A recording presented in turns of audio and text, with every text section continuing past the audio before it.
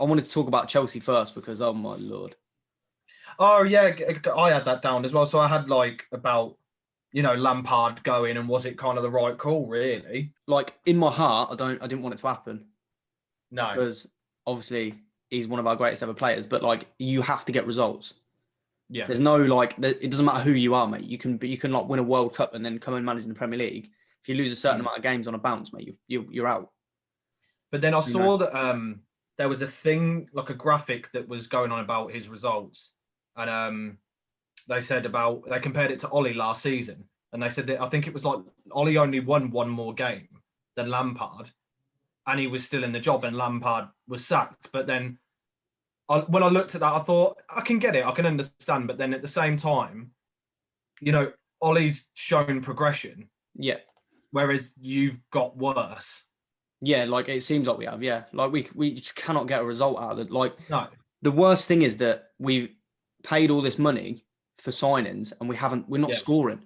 And that's the thing. I think that like it will link a little bit into United later, but for United to not really spend a great deal this summer and be dubbed by the media as title contenders, like when we picked up some results, and you were held as title contenders at the start of this season. You were like, you spent all that money, and automatically the media were like, Chelsea are going to challenge for the league. Yeah, like 100%. And to be honest, with the players that you bought, you probably should. We should, to be honest. We really should.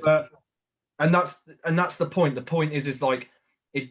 You've had the one-off games where you've scored some goals and you've played well, but it slowly it got worse and worse and worse. You weren't picking up results where you should. I think having the cup games in between the Premier League games makes it look like the situation's not as bad as it is. Yeah, but obviously we're playing against teams like Morecambe and Luton, and we're beating them. Yeah, but it's like when I watched the game against Luton, and when you obviously played all right and you won the game. Weren't great though. No, well, yeah, I mean, we had a lot of ball, but it's like how do you turn that possession into a result? Because it's like I saw a thing literally just a second ago on Twitter where Chelsea's uploaded a video of them making 16 consecutive passes out of like the 820. I think it was 820 you made last night.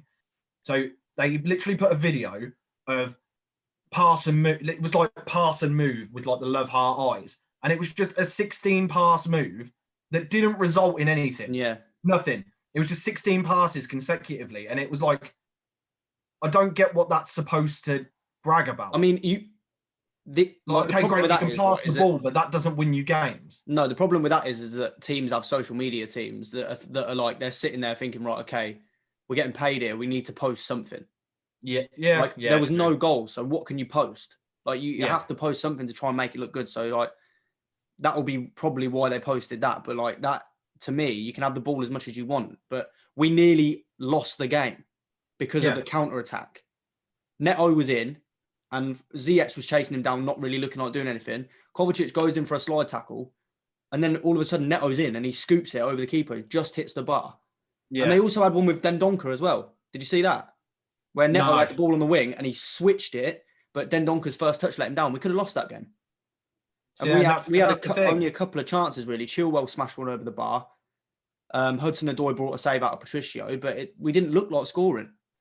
But then, do you obviously, Tuchel's literally had like a couple of days. He's had about 12 hours. So literally about 12 hours with the team. Yeah. To sort at least put a formation together and put a team together. Yeah. To go against Wolves, who it will be a hard. It was going to be a hard game. They're a good team. It was going to be a tough game. But in terms of, obviously Frank's gone and you're gutted because he is a Chelsea legend, and you were saying about you didn't want legends to be managers. But do you feel that?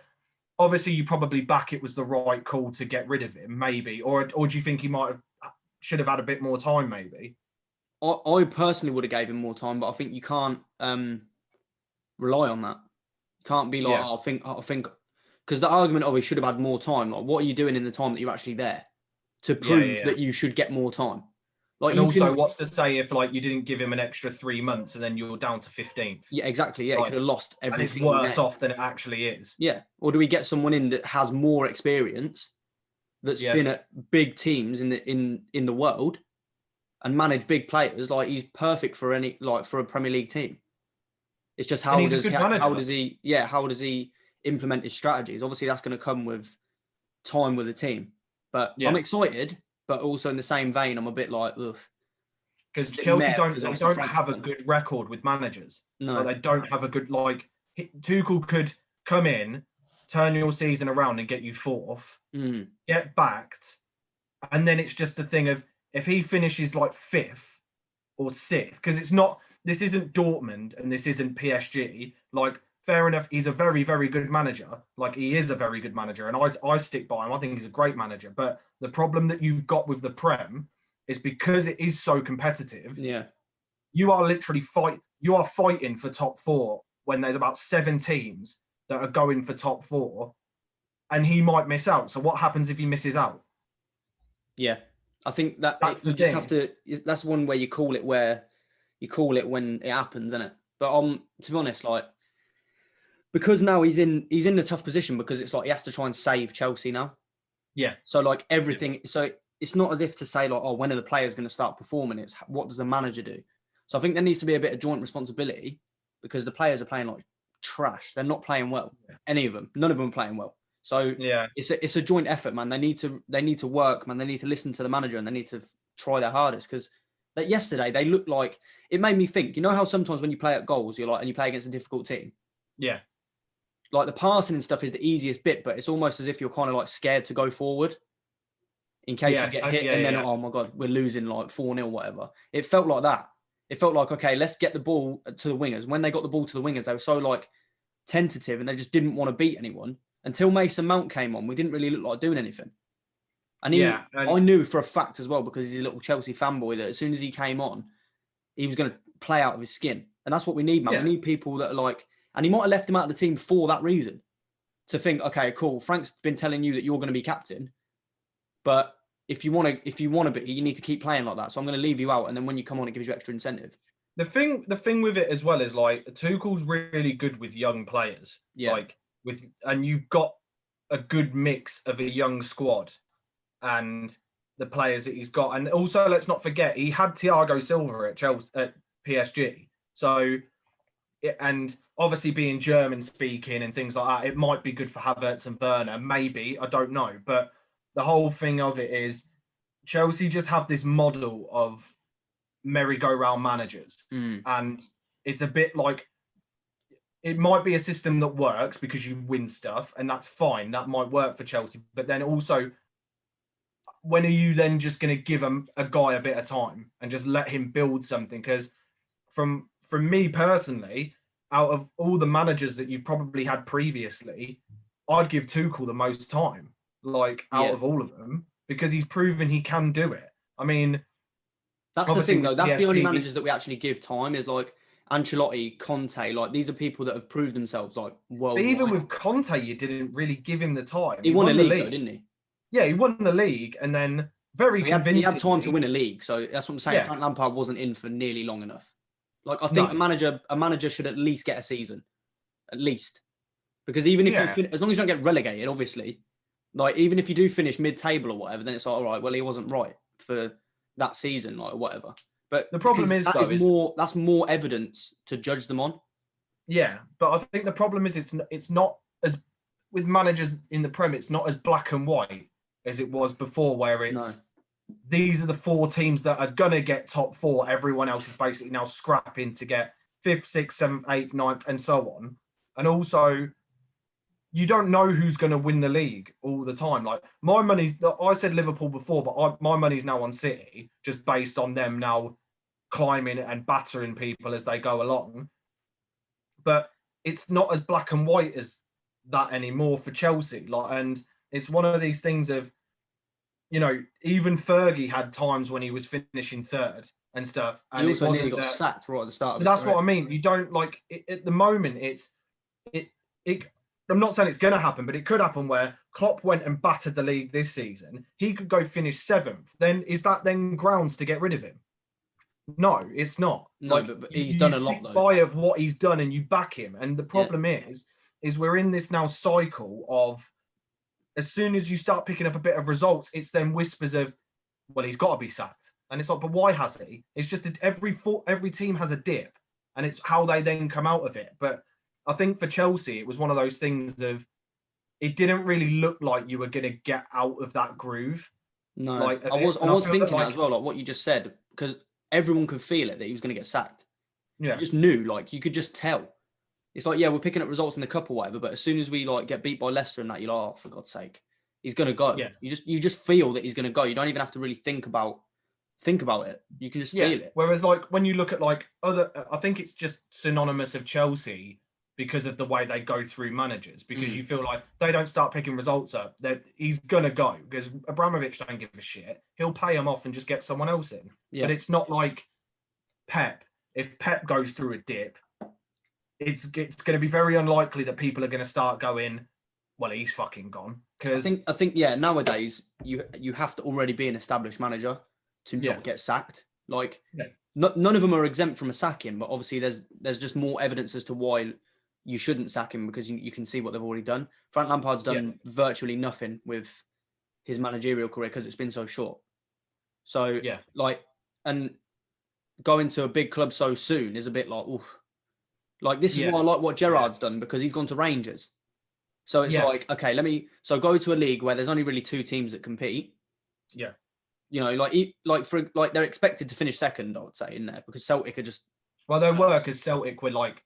Yeah, so it's pretty much always been like that. So he's like, okay, cool. And if he gets them on a good run, they know that they've like second is pretty much guaranteed anyway.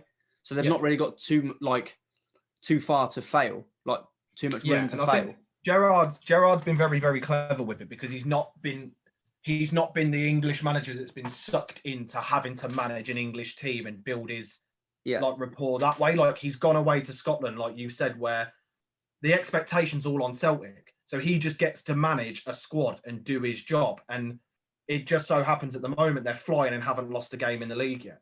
Like, and the win with Gerrard is he will, whenever he might leave Rangers, and if it's to go manage Liverpool in the future, he's established he can get a squad playing. And also he'll never be hated by Rangers.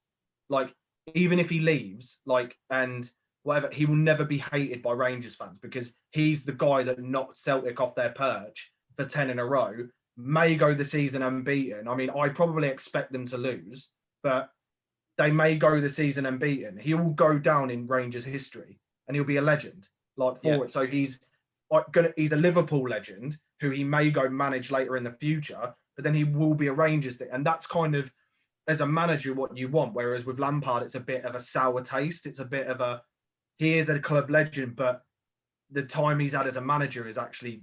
I think it's the same as what happened. But it's been a bit like No, I know what you mean. It's been underwhelming. Like, it's the same thing with Shearer.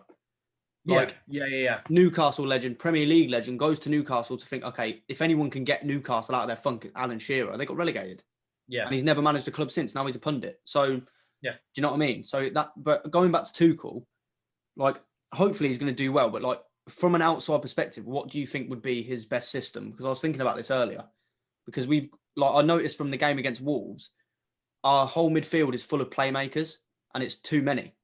Because no one makes a good run. No one makes runs. So you've got like Jorginho, Ziyech, Havertz, like Kovacic, they're all in the same midfield. And no one's making runs. That's why there's no like killer ball, because they all want to play the final ball.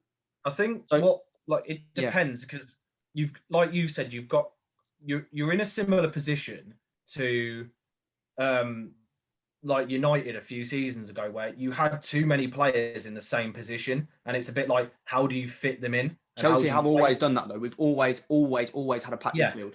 So but then what I'm thinking, pardon me, if it was me personally, I'd play a 4-3-3, because I think that you've got good, strong, wide players.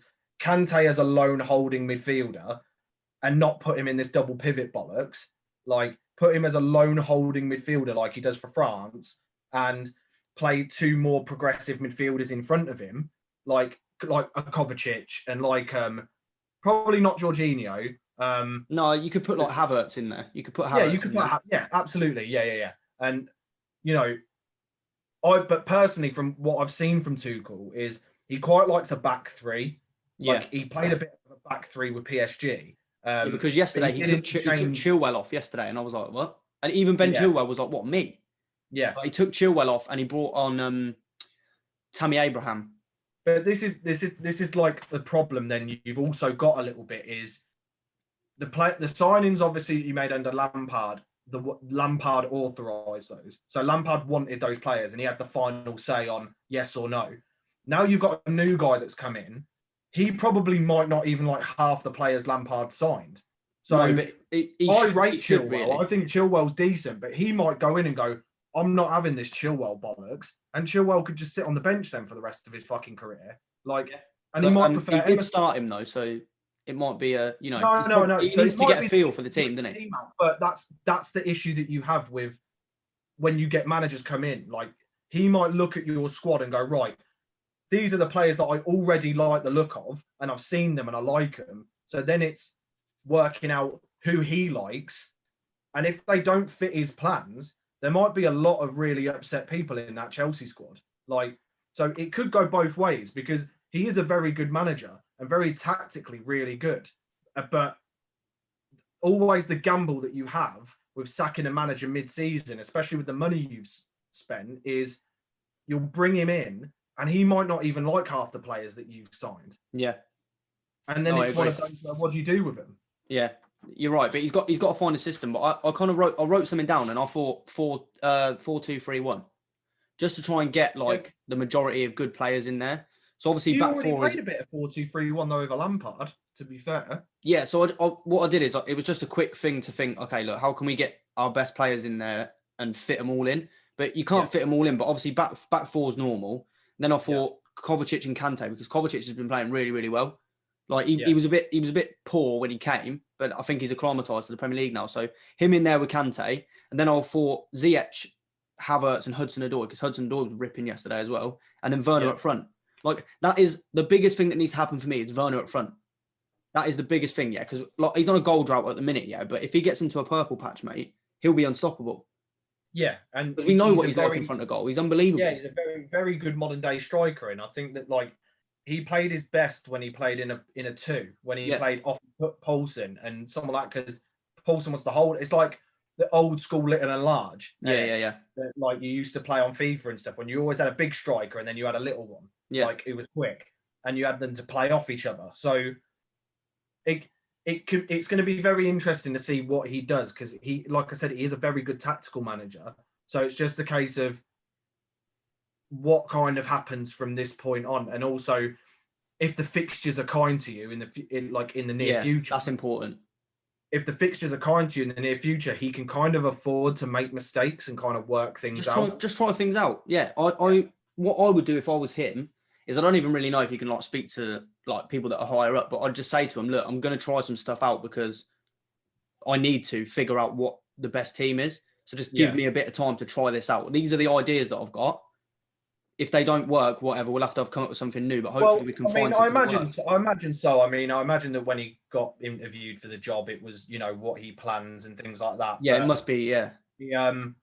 I think that he will have a good reign to be doing it. I mean, and to be fair, he's actually a bit smart from Chelsea, because he's only on an 18-month contract. So it's one of those where it's like, okay, well, if you can turn this bit of season around and then you have a decent half next year, we can extend it. We'll extend, yeah. Kind of smart in a way, but at the same time, it might be one of those where it's like, he don't even really see himself in it for a while. He's just a bit of a stopgap. I mean, no one wants to be out of a job, do they?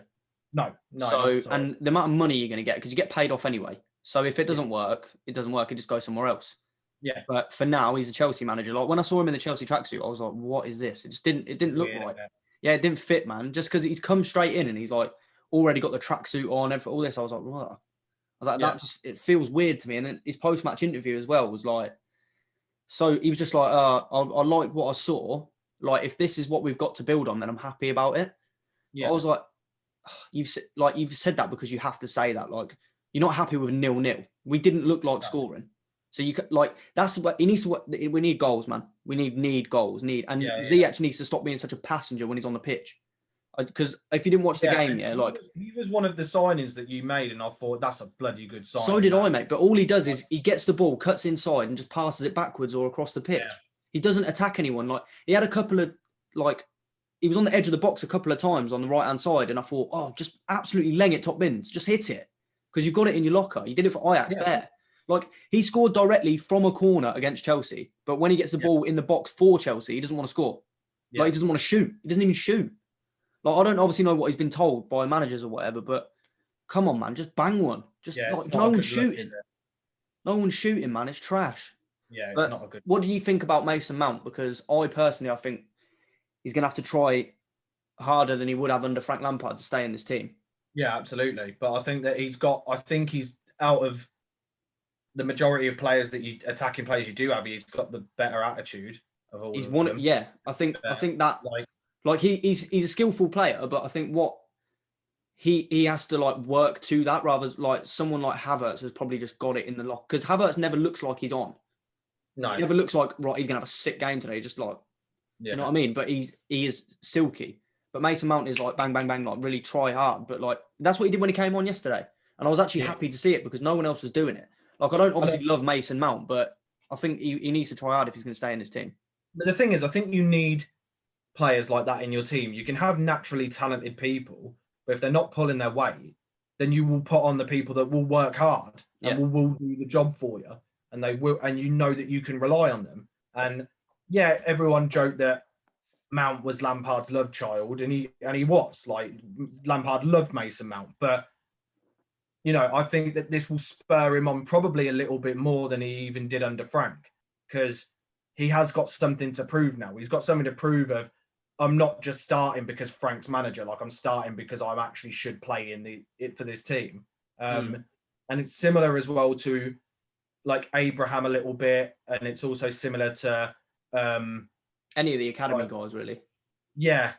I mean, like, I was more confused at the fact that you loaned Tomori out, because I thought that he was going to be like the next big staple in your defense. Yeah, I did. But then, I really did. We're happy just to fob him off to AC Milan. And from what I heard, he had a really, really good debut against Inter, even though they'd lost. That's a tough game to come into as well for your first game. Well, yeah, he got subbed on in like 19 minutes, and he had a really good game apparently. And the problem is AC Milan don't have an obligation to buy, but they have an option. Yeah. Like, so it's one of those that if AC Milan want to sign him and they pay the money that Chelsea want, I can see Chelsea cashing in, and I think that's a bit of a mistake, to be fair. But then you never know, because Tuchel might like him. So is it a thing of having experience in the right areas though? Potentially, but then I feel that like if you want him to have experience, you'd make him go to a championship club if you had him in mind. Whereas why would you loan him to AC Milan? Yeah, that's a bit mad, isn't it? Like, AC Milan, out of all people to get like experience. That's to be honest, they probably don't care about it, do they? Milan like him and they fancy him, and Chelsea are like, we'll let him go and we'll see how he does in Italy. But I think it could be one of those where he goes, which I think is weird. Which I think sometimes our business baffles me. I'm not gonna lie. So we've made really good signings, but then you're like make good signings and add to what you've already got. Don't get rid of like someone that's playing like that has potential to be really good, especially at centre back, which is such an important position. Like, Thiago Silva's not going to be here forever. No, got a couple of years in him at most. So who's going to fill in? We go back to Rudiger and Zuma. Yeah, which is that's a catastrophic partnership. There's so many mistakes in there. Like, Zuma and Rudiger are good, but it's more of a physical thing. It's not like a actual defending like thing. You know what I mean? That's why I think they play Thiago Silva with like Zuma or whatever, or with Rudiger, because it adds to it. But yeah, that's a weird one. That is Tomori. I'm not gonna lie. I do think that's a weird one, but we'll see how it goes. And hopefully, where are we? Like 9th or something at the minute? Yeah, I think so. So I don't think we're gonna get top 4. Because there's too many teams in there that are doing too well. People are dropping points and people are losing games. It's a weird one. Like, you could have easily end up in the top 4. It's not done and dusted. No, I don't think it's done and dusted, but I just think like I can only go on what we're doing at the minute. So from that, I'm thinking, I don't, and maybe it's a point of like trying to save disappointment and just saying, no, we ain't going to get it, and then being happy if we do or like whatever. But we'll see how it goes, man. Hopefully, Tuchel can turn it around. But off the back of that, there was another exciting game, weren't there, last night? I mean, exciting for Sheffield fans, yeah. Exciting for neutrals as well, actually, because I thought that was. I actually thought it was a good game to watch. I did think it was a good was game decent. to watch. It was all right. Like it was. I mean, taking myself away as being a United fan, I mean, I can understand why people would enjoy it because it was like decent to watch in like some aspects, but it's one of those, mate. Like People love didn't. an underdog story, don't they? But yeah, obviously, Yeah, if you haven't and seen to be it, honest, go pardon. on. I was just going to say to people that may be watching or listening, if you didn't see it, Man United obviously lost 2-1 to Sheffield, They did.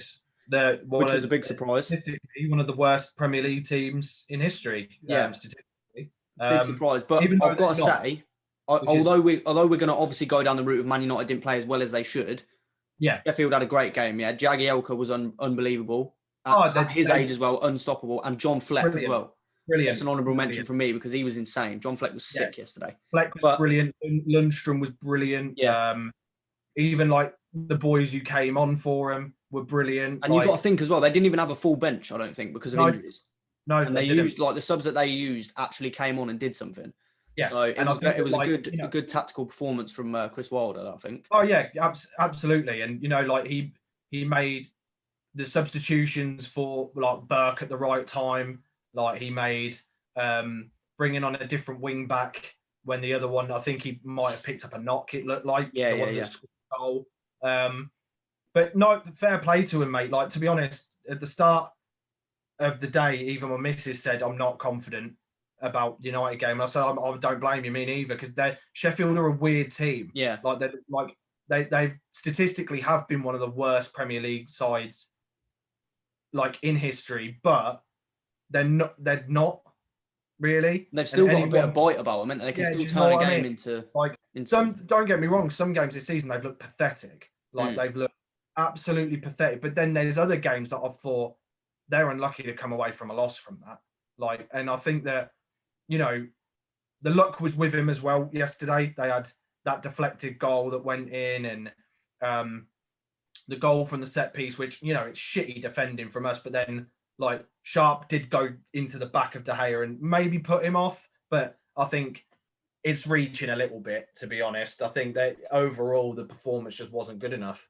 from United. Yeah. The only problem I had with the game was, I don't mind us losing because we were bound to lose, at some point. I mean, the media have painted us as these title contenders, and I think that every sensible fan, me joking aside, saying we were going to win the league or whatever, being a sensible fan was going to sit there and go, we're not title contenders. We're just enjoying what's going on. We're picking results, but at the same time, we've rode our luck the last few weeks. We've really rode our luck in terms of getting back into a game, having a moment of brilliance and things like that. Whereas, the game yesterday, there was nowhere to hide. It was everyone had a piss poor game, apart from probably bar Maguire and maybe Pogba. I think Pogba did play really well, actually.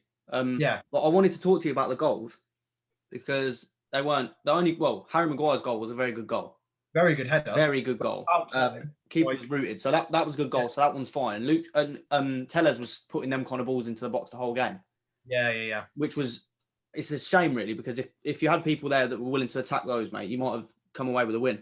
But the two goals, obviously, they should have been some sort of intervention there from VAR, I think, because we'll go on to why there wasn't. But I feel like if you give one, you can't give. Or if you give one, you got to give the other. So Ollie said himself, he said that, but he actually said that Billy Sharp's was a foul and Harry Maguire's wasn't a foul. Yeah.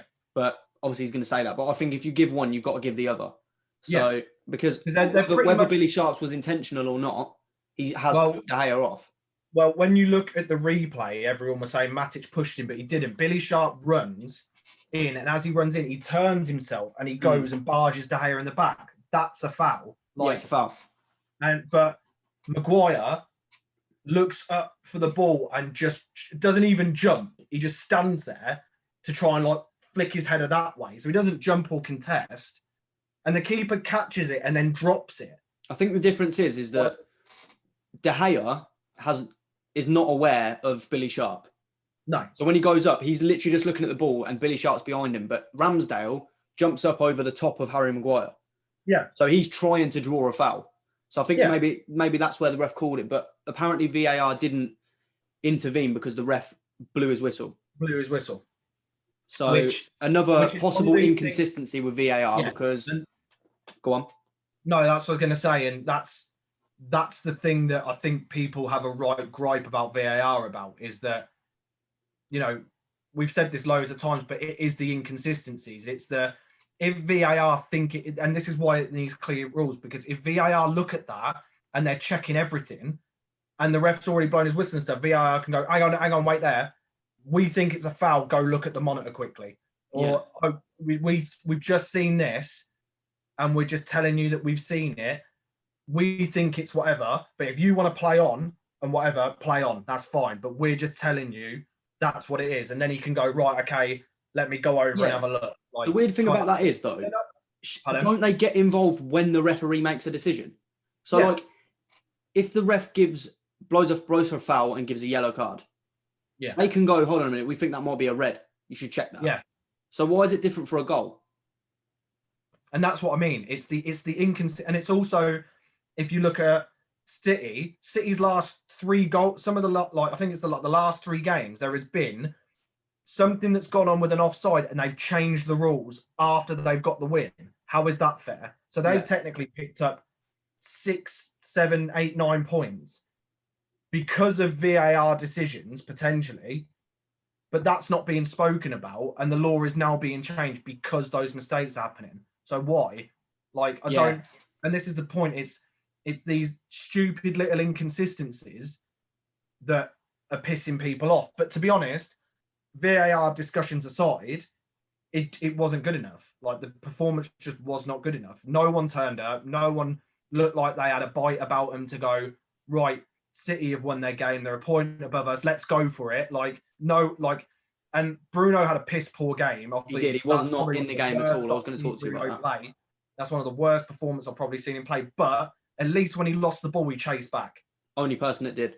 There was one point where it summed up the whole game for me, really, where I think Baldock had the ball on the right-hand side, up near your corner flag. Yeah. About 3 Man United men on him, and he just ran through the middle of them. Yeah. Like, they were standing him up, and then he kind of like checked back, and then he just went, oh, all right, then I'll just run through if you just stand there. But then even like Burke's goal, it literally was fucking, why De Gea didn't just boot his fucking foot through it and go for a throw instead of just passing it into a gap is beyond me. That's one. 2 is they literally did the same thing twice in the space of like 5 seconds, where the guy got it on the right and cut it back. Burke had a shot, failed, went back out to the right again, played it back to Burke. He had a shot, deflected, goal. Not one single player charged that down to try and clear it.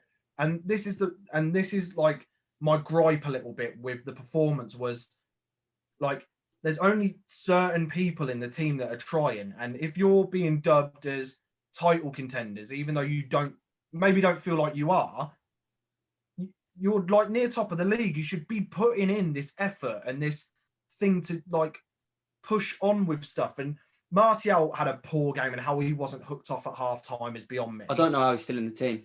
I think that, you know, there was just certain performances in that where I thought that stinks. Like, that really, like, that's just awful. And, you know, it was just a really shit performance, and Sheffield played really, really well. And I think that a lot of fans of Man United needed this humbling. Like, they needed it, because I think that a few people were getting a bit carried away with it all. But anyone with a sensible head would have looked at our fixtures the past few weeks and gone, we have rode our luck a little bit here. I think, sorry to interrupt you, but I think Man United went into the game thinking they've already won it. Yeah, 100%. It's a classic case. That's why no one was putting in effort. Yeah, and look where Sheffield are. Look how they've been playing, their results and that. But from the last few games, we've gone 1-0 down, and then we've shown the attitude and tried to dominate and come back. I don't get why yesterday was so different. It was different. It wasn't different for a period. Like, when you got your goal, you were really on top. But like, it shouldn't take you like going 1-0 down to activate the team. Yeah, exactly. Which is exactly what it does. And I don't understand. I don't get why this kind of thing's now creeping back into the squad. And I don't know if it is potentially complacency among some people. But I read a really interesting thing actually, where I personally don't feel that Rashford should get shoved onto the right-hand side or to accommodate Martial being in the team. I think that Rashford and Martial should be competing for the left wing spot. Absolutely. And Cavani should be starting week in, week out up front. Like, if he's fit, I don't know why he's not starting, if it's maybe a fitness issue and he hasn't played for ages or whatever, and he's just getting into it. But why he's not starting every single week is criminal. He brings so much more to that attacking line, man. His movement is not only like goal scoring movement, but it's off the ball movement that can create chances for other people. Yeah.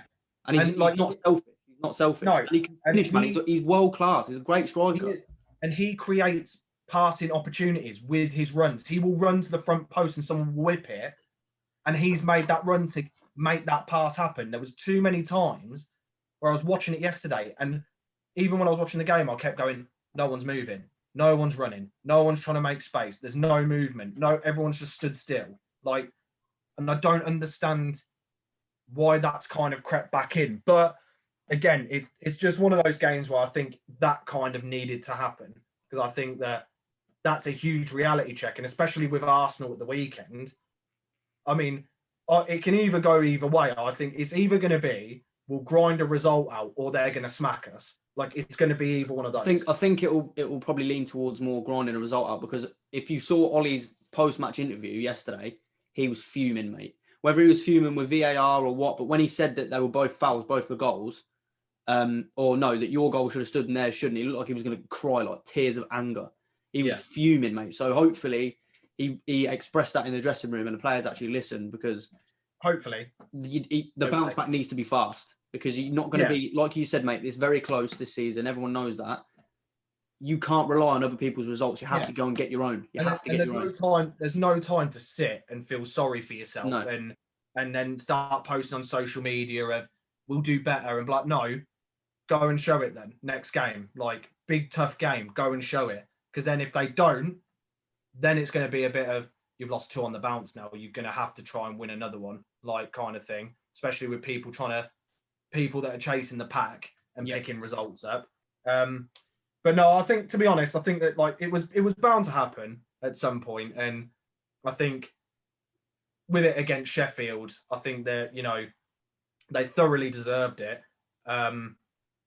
And I, to be honest, I wasn't really that confident in us getting a result against Sheffield anyway, because they're such a bogey team. They're compact. They just kept everyone behind the ball as well. Defended really well. But the only problem is with Man United losing is, like, it's always panic stations.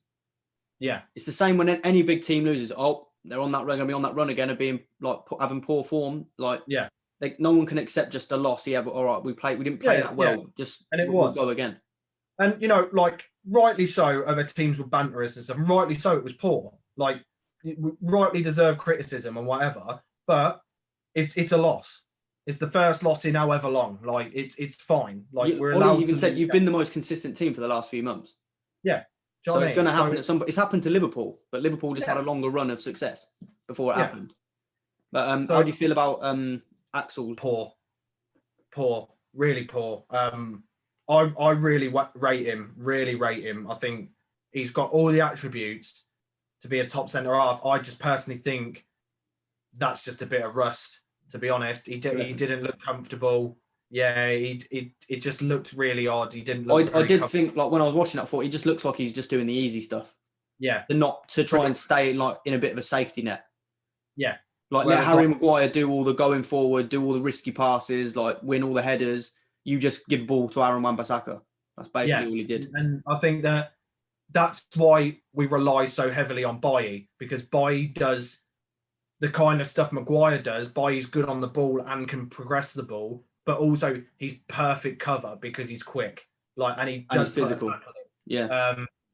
So I think that, like, with him, he just had a really poor game. Like, I really like Axel, and I think he will do well for us, like, in the future. But what I can't accept is it's okay to criticize. Like, it's fine to criticize someone and have your criticisms of a player or whatever, but to bring someone's race into it and to bring their colour into it and start to do that is absolutely fucking disgusting. And I can't hold my tongue about it, because it's fucking disgraceful that we're in 2021 and we've got to sit here and we've got to basically be like, you shouldn't be racist to footballers. Like, it should be common sense to just not be racist in general. And the fact that it was our own fans is a joke. Like, he had a bad game. And anyone can have a bad game, and that's fine. But to stick on his Insta monkey emojis and gorilla emojis and things like that, I can't actually express how disappointing it is, because it paints other United fans in this light of with this kind of negative football, and it really like puts a dampener on us as a fan base. Yeah, there's no place for it, mate. But like, forget about the fan base. How does he feel? What I probably think he feels is, I bet he's probably not surprised, to be honest. Yeah, but that's the problem.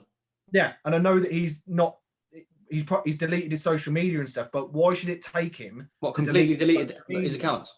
Yeah, and the problem is we've got an age of people now that can just make an account on anything and put a random name. No one will know who they are, and they can just say and do whatever they want for people, and they can't be held accountable for their actions. And you know, it's the same in racism. It's the same as in misogyny. It's the same in homophobia. It's all of these issues that surround football and daily life can still feed these racists and these homophobes and these misogynists, because no one can hold them accountable. No one can go and point at them and go, that's such and such, like that they've done it. And it was like a video that went around Twitter recently of a guy saying the N-word about like black people and about Pakistanis, and saying he hates them and they belong under a white man and things like that. And then people report him and he loses his job, and he starts crying and going, thanks everyone, I've lost my job now. And it's like, well, that's what you tough get. Shit. You don't deserve one, because if you, as a piece of shit, can look at another human and the color of their skin or where they're from and their ethnicity and their race is the fuel for you to not like them, you don't deserve a place on this earth. Like, you don't deserve humanity, like, at all. So the fact that we're still sat here, even when we do like take the knee before football, when the players take the knee, people commenting it and go, why are we still doing this? Why are we doing this? Oh, Black Lives Matter, all of this bollocks. It's all a load of shit. Oh, why are we still taking the knee? Stop bringing politics into football. It's not politics. It's trying to tell everybody watching this that we don't accept this on a human level. You don't discriminate against someone on a human level. Like, it's a load of shit. And the fact that people are coming and going, oh, stop with all this politics. It's not politics. Like, wake up. It's not politics. It's us trying to tell all of you racists and all of you whatever that stop being racist. Like, it's not that hard. Yeah, like, I mean, if you wanna say to the guy, look, I don't think you had a good game, like, you're entitled to your opinion, but to bring something out into it that's completely external and doesn't affect how he plays, especially being race, when it's such a sensitive subject and it just shouldn't be in the game at all, is just unacceptable, completely unacceptable. It's a proper sensitive subject, and as again, as I can only call things based on what I see, like, it's just so unfortunate that white people, me included, can't experience the level of racism that black people do. Like, we can't. And it's deep rooted in society, and it's deep rooted in the world that they've had to go through this for years and years and years. And it doesn't even have to be blatant racism and just going and call and doing these monkey things. It's things like on Sky, where it's always, if you're a black footballer, you're not technically gifted, you're powerful, you're strong, you're quick. Like, and it's like, no, it's not. Like, Pogba's superbly technically gifted, but it's always, he's so strong, he's so powerful, oh, he's an athlete. And it's like, and I don't get it. And I think that these white people that are doing it need to wake up and realize that black people and other people of like ethnicity and of color are better at a lot of stuff than white people, and they can't hack it. That might be where some of the hatred comes from, but yeah, I mean, it's a tough thing to try and eradicate, but like, all we can do is do our best. Like, obviously players need to keep kneeling, everyone needs to get behind each other and just try and get rid of it, man. Hopefully they can find who they are and they can ban them and give them all kinds of fines and any consequences that's going to stop them doing it, because that seems to be the only way that it's going to happen. Like there need to be people like this need to be made an example of, so that other people see it and think, like, it's not right anyway. But if you need an incentive, then that incentive should be there to not do it. Yeah, like people should know, but obviously we know, like in life, like people have different opinions or whatever. But it's not right to spread it, especially because of a game, man. It's just a game. It's a game. It's literally a game. There's no place for that in life at all, and like definitely not in football. So you know what I mean. I'm fuming with it, to be honest, because it shouldn't even make its way in. Raging about it, absolutely raging about it. And you know, I can't imagine how Tuanzebe and also Martial was targeted as well. Yeah, he was. Yeah, and any black player, I can't imagine, or just any black person in general, I can't imagine what they must go through, like on a day-to-day basis. And I can't imagine if they have a good game or something, what might be said that we don't see. Could be anything, mate. They could literally be anything. It could be any time. And the fact that, like, even like with things like Ian Wright, when he got DM'd, things like that, like it like infuriates me to the point where it's like, I just wish that you could, like, as soon as like you do it, there's a list, and a list gets put out of your name, your contact details, and you can get absolutely rinsed for it, and you can be held accountable for it.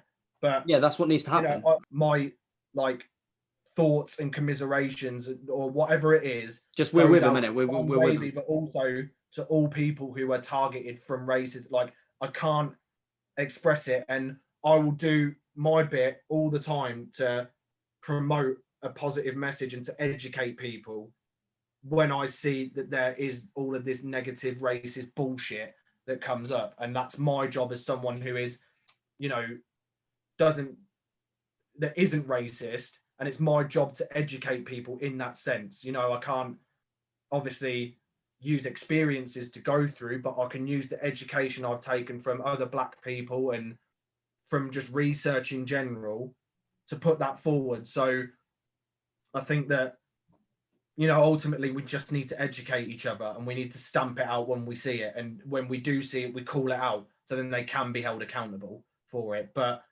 yeah, it's a dampener on a shit performance, and then it just gets worse from people in our fan base just being absolute utter tossers and thinking it's okay to do that. No, it's sickening, mate. It shouldn't be there. Shouldn't be there at all. So everyone at Man United, Axel, Tony, whatever, we support you. Like, shouldn't be happening. So yeah, absolutely, mate. But yeah, it's ruined really the whole just week of football for me. It's not, you know. I was going to move on to about how inconsistent the league is, but I feel like we might have covered it. Because I was just thinking, obviously you said about City earlier. They smashed West Brom 5-0, didn't they? Yeah. So to come on to a little bit more of a lighter note, it looks like I spoke to Matty today. Obviously, people listening, they probably don't know who Matty is, but that's my brother. Also a Man United fan. Now thinks that City are going to win the league. And you just said that a minute ago, didn't you? Yeah. Yeah. I think it's funny how quickly people's opinions change just because of one result. I feel like... No, I think that, like, Liverpool, I had my money on because I thought they'd be able to replicate it, but then it looks like they're kind of burning out. Yeah, because I think when you predict, though, you just go on what's happened before. So, like, because Liverpool was so dominant, I think people are like, yeah, they're going to do it again, like, just to say... Yeah. So then if they do win, it's like, oh, well, we knew they were going to win anyway.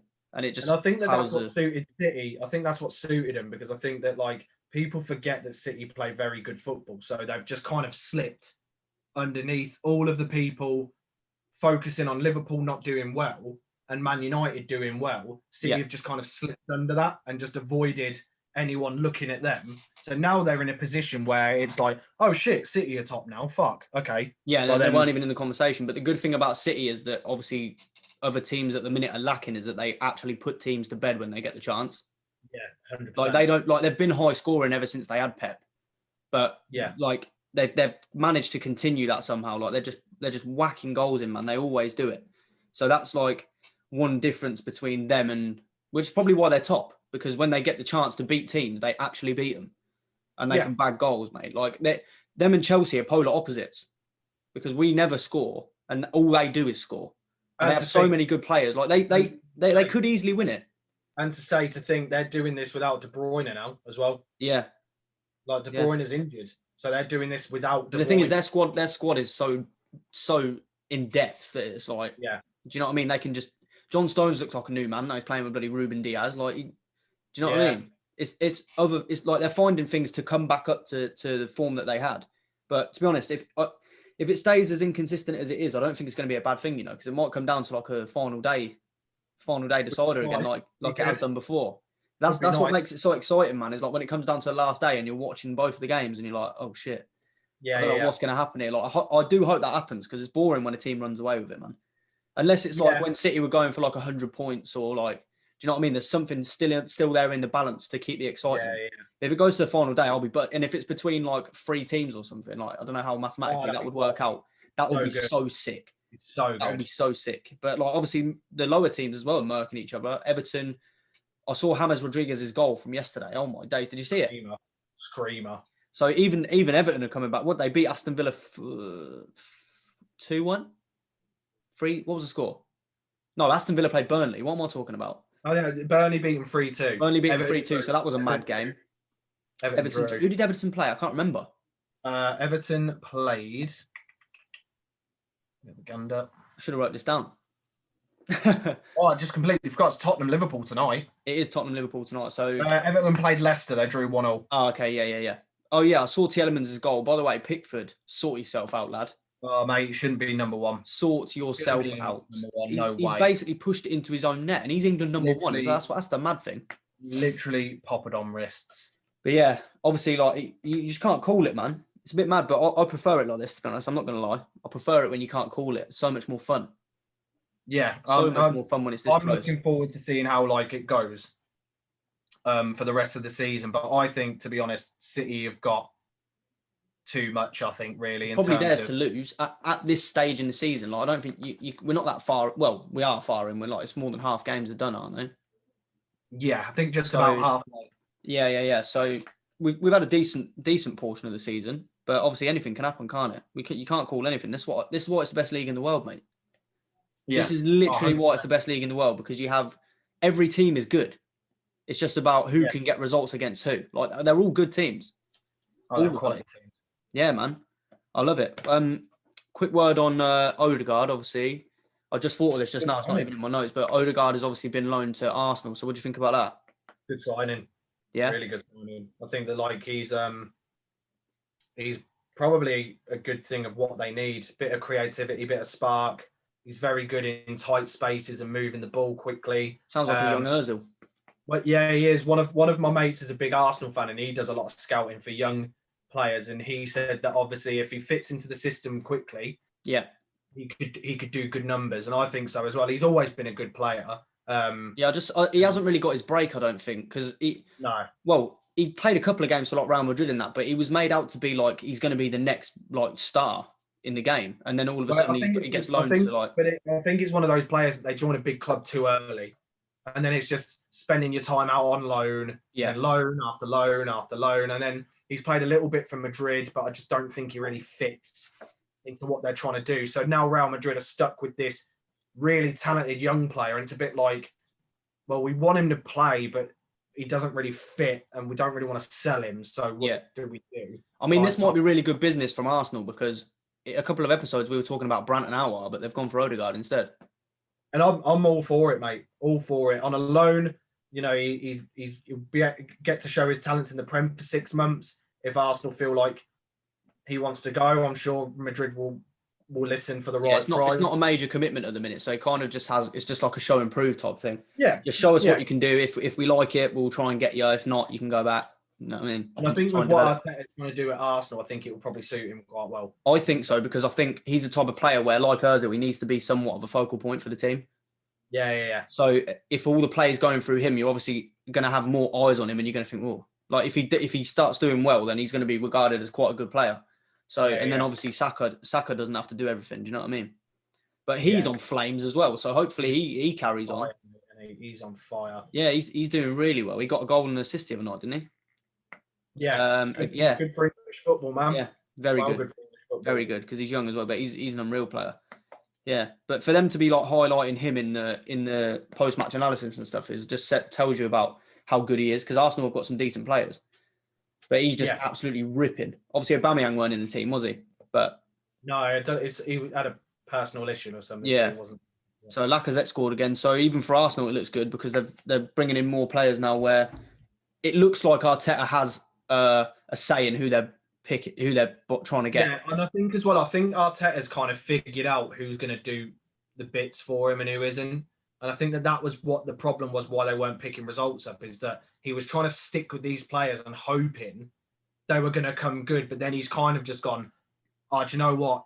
You're pissing me off now. Well, I'm just going to play this kid. And the kid's done better than him. So he's like, well, if it's working, why am I going to change it? I think, what it seems like to me is that he's watched Pep for so long that he's like, okay, I have a good, like, I know the game anyway. I've been a footballer for ages, but I now have a good model as to what it looks like to be a great manager.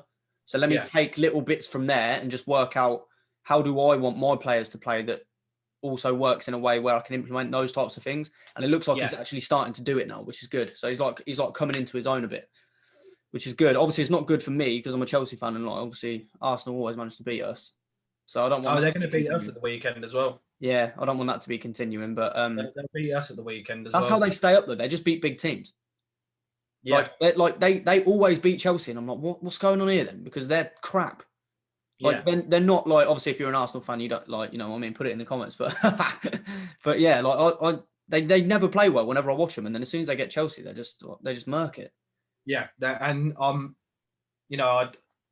think that they, like you said, they've brought in some good players and they've got a good system going with some young players. So I think that with them going on a good run now, getting some points on the board, they're going to be confident, and they're also going to see the result against us at Sheffield. So then it's about, I think with the game at the weekend, it's about who reacts first. Yeah. Because we've now got a point to prove to say that we can bounce back. But Arsenal looking at the result and going, oh, here we go. Okay. Yeah, they're going to have the bit between their teeth, mate. So Man United really need to come out and be firing on all cylinders, mate. You need Bruno to be on flames that day. Because otherwise... well, to be honest, even I just want a bit of effort, mate. Like, even like when we were playing Sheffield, we were pressing at the start and I thought, oh, this is good. Like, we've got a bit of a press going. And then it just died off. But I think Bruno galvanises the team. So, like, when he's playing really well, everyone's like, oh, my days, like, something's going to happen here. Yeah, something is going to happen. Like, it's like when he stepped up against Liverpool and he bagged that free kick. You don't see anyone else doing that. Do you know what I mean? Nah, and so and he wasn't firing yesterday. He was finding himself in all sorts of positions where he couldn't really affect the game, and everyone else was just like, oh. It's like it wasn't. It didn't really look like a team performance. It just looked like 11 individuals trying to do. It was good to affect the game. It wasn't till Cavani came on, and he actually started making people's minds up for him. But yeah, he needs to be starting realistically. Yeah. So we'll see. We'll see how it goes at the weekend. I mean, I'm not confident. I think that Arsenal will probably beat us. To be honest. But let's hope it's a good game because obviously that's going to be our talking point. Well, one of our talking points for the next week. So yeah. Hopefully it's a good game. I think it will be a good game. Like if it's 0-0, that's just garbage, man. I'm not down for that.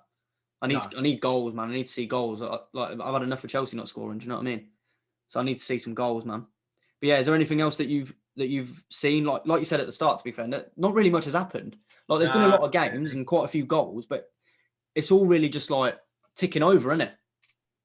Yeah, it's because they're coming fast now. So it's a bit like, oh well, they've won. Oh, they've drawn. Oh, okay. Yeah, I think when it'll be a lot more exciting when fans can go back in. So obviously we're waiting on what Boris is doing with the old. I'm not even going to get into COVID because that's just an issue. But we're you know what I mean. So it looks like we're on the way out of that now. Hopefully, so should be getting some fans in soon. Yeah, we'll see. I actually want to start going to more football games. Because so do I. Yeah, so do I. Fans, we haven't really been to that many games. It's hard though, isn't it? It's logistics and it's cost and like things like that. If you want to, to be fair, football tickets are actually a bit mad. Like price wise, do you know what I mean? Because you're gonna get like you've been in the nosebleeds and you paid 200 quid. Yeah, do you know what I mean? It is like getting there, whatever. Blah. Obviously, for me, it's not that bad because Chelsea's London, which isn't too far from Northampton. Manchester's not that far, but it's obviously further. And then you've got to pick a good game, and you got to, like, you know what I mean? But that is something I want to do more though, because like that's just experience. You know what I mean? If you go there and you see a team win, you just be gassed. I've never seen United lose when I've gone. Chelsea have never lost when I've been either. But I haven't been. I think the last time I went was like 2004. Because we still had Good Johnson. The last time I went was Southampton. No, Jose Mourinho. We played Saint Etienne. Oh, yeah. You went Champions League. Played Saint Etienne Europa League. I watched Zlatan's only hat trick, and it was like the worst hat trick I've ever seen. It was terrible. That's hilarious. Terrible. At least they won, though, isn't it? At least they won. Oh yeah, convincingly. But it was the worst hat trick I've ever seen. And the third goal literally trickled in at about 2 miles an hour. And then he stood there like that, open armed, just in front of the crowd, and everyone was going mad. And I was cheering, but then I turned and went, "That was fucking crap." Yeah, that's what he's like. That's his character, though. If it was someone else, I probably just would have turned around and walked off. Yeah. But it was shit. It was shit. I definitely want to do more of that, man. But yeah, we might have to, mate. What live episode outside of Old Trafford like that with the mics and that? sitting on garden chairs like that, like Poet and Vooch. Get on Arsenal Fan TV. Yeah, I would. Jump in my head. Time to go! I'd just be shouting Wenger out, mate. Just to... Wenger in. Yeah.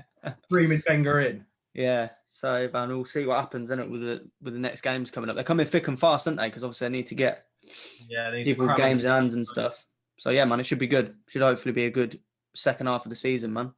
Hopefully see some twists and turns and stuff as well. That's what I quite like.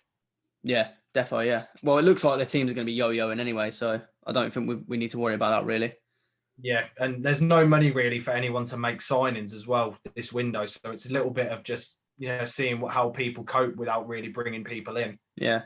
It's gonna be a bit of a mad one. Yeah, man. Well, is that it for the notes? And you haven't got any more notes or anything like that? I've got nothing, mate. The only thing I saw was Lingard's apparently going on loan to West Ham. Apparently, it's agreed. So that's mad, actually, because I was scrolling on YouTube before obviously we started, and Sky Sports posted a video, Lingard's greatest ever Premier League goals. It's about 2 minutes long. Oh, yeah. He did score some good goals, though. He had a point where he was on point, bro. He scored some bangers, to be fair. But that goal against Watford is a mad thing. The goal against Arsenal as well, where Martial flicks it around the corner. Yeah. Oh. And then he nearly rocked the Emirates. He was playing out of his skin at one point, but it's a shame. It was. Just you don't fit to what we need to do anymore. And he'll go West Ham, and I think he'll play quite well. I think he'll suit them. Yeah, because they can. Him and Ben Rama, and you know what I mean. They can build around it's more of a team. Sort of everyone needs to get involved. So yeah, we'll see what happens. Jay Lings at West Ham. Wish Jay Lings all the best, mate. That's what. Yes, absolutely. Yeah, me too, mate. Yeah. All right, cool. Well, listen, we'll leave it there. I think it's a bit of a shorter one today. What's that? Probably about an hour.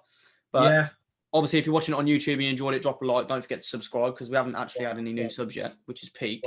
We need some new subs, so make sure you sub, like it. If you're listening on Spotify or Apple Music, do the same. Subscribe. Yeah, thanks for listening. And we'll catch you in the next one. See you later, people. Peace. Peace.